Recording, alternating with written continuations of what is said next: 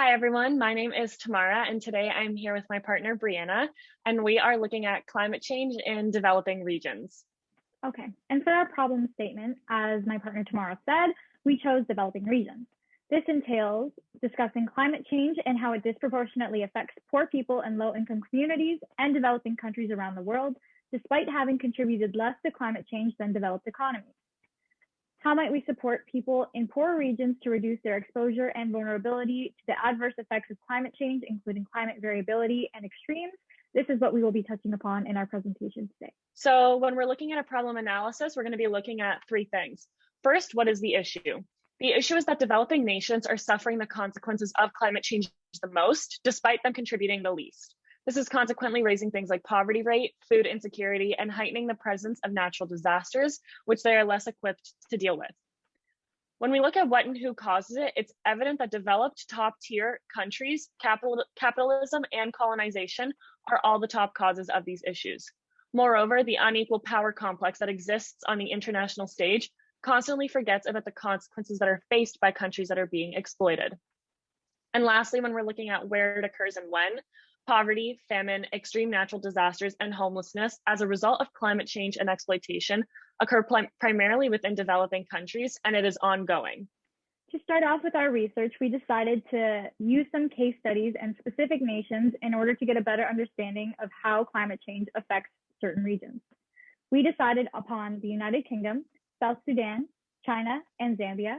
I won't go into the specifics of the whole chart. We did notice a not so shocking relationship between some of these numbers. As we can see, with countries who have more economic independence and growth, they also have a higher CO2 emission per capita. It is also not surprising that some of these developing nations have a much higher poverty rate than those that are considered developed. So in our presentation, we look at four solution concepts that we're going to be exploring. So first, we look at the removal of international military presence, the reinforcement of permanent sovereignty over natural resources, economic independence, and education reform. First, we will touch upon the removal of international military presence. It's important to discuss some case studies in this respect. As of right now, South Sudan is facing a civil war with much military presence involved within it. So far, there has been 500,000 people killed since December of 2013, around 2.24 million people seeking refuge, and around 20,000 UN peace personnel within the nation. It is important to note that this is not a peaceful endeavor. UN has given their troops full support and utilizing as much force as possible in order to promote peace in this instance. However, this use of force does involve militant means, which unfortunately disrupts civilian life and agricultural production. Next, we're going to look at the reinforcement of permanent sovereignty over natural resources. This was an attempt made by the Third World to establish sovereignty over their natural resources, but which ultimately fell through due to the West not accepting it, as this would have negative implications on their ability to extract and exploit natural resources in the Third World.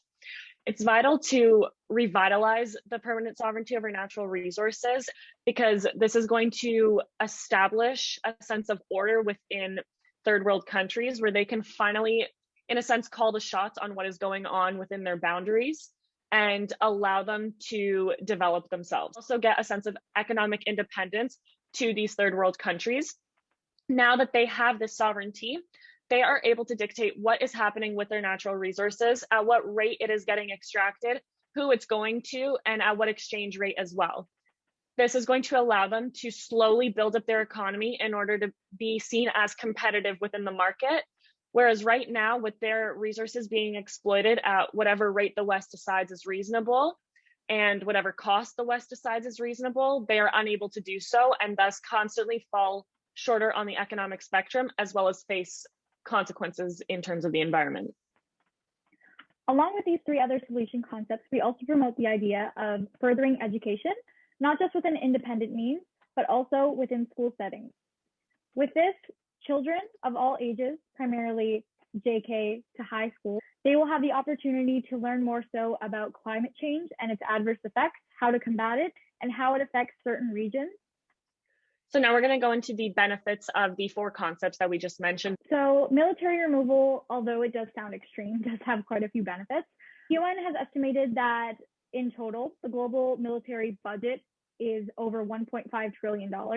This, of course, is a huge number and not so shocking due to the fact that these military forces do contribute widely concerning CO2 emissions. So removing military, not only within Sudan, but everywhere else in developing nations, can improve agriculture. Warfare not only affects civilian life, but does impact agriculture in regards to soil harvesting and just having a food supply in general. Sudan is facing a famine due to the fact that this war and UN presence does not allow for adequate farming.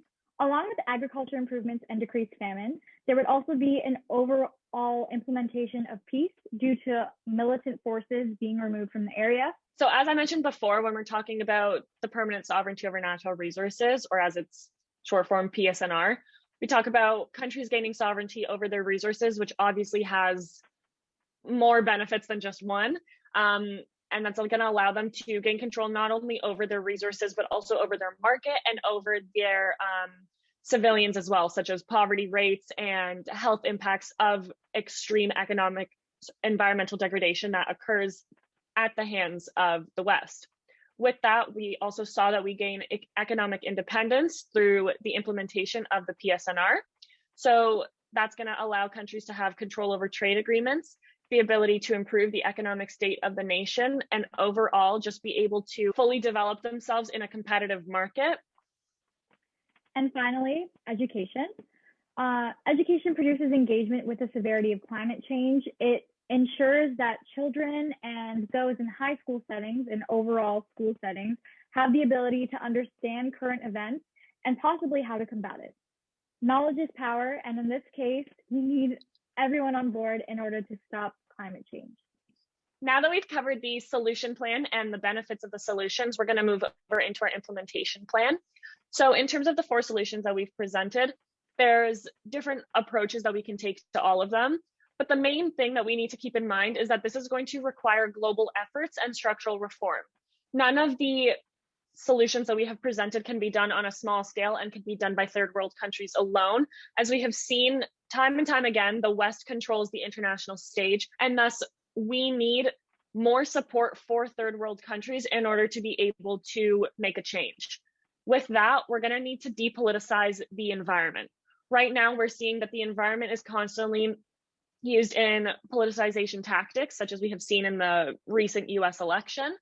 And that ultimately needs to stop because it cannot be used as a tactic to win votes. The environment is facing crucial consequences right now. And if something doesn't happen within the next 20, 30 years, there's going to be consequences that cannot be reversed as a result. On top of that, we also have major policy shifts that need to be implemented. Right now, we do have the Kyoto Protocol and the Paris Agreement, haven't really made a concrete effort to address the problem of climate change. Even the Sustainable Development Goals that are implemented by the United Nations, to us, through our analysis, seem as though they're very surface level. There needs to be actual goals and plans in place in order to be able to actively achieve everything that the Sustainable Development Goals set out to achieve. And that needs to be done through the removal of international military forces. As Brianna has said, reallocating those funds into education and environmental policy reforms can create a huge dynamic shift in how third world countries are able to utilize their own natural resources and gain independence. And as Brianna said, we need to reevaluate the current academic content and have it revised.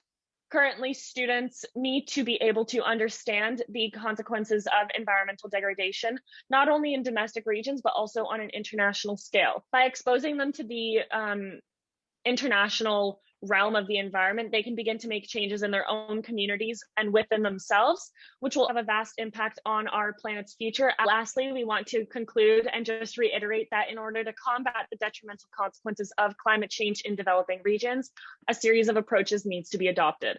This includes policy reform, revised education plans, and the removal of military intervention, alongside the reallocation of funds to developing regions, in order to establish the sovereignty over their own natural resources and regain economic independence Thank you.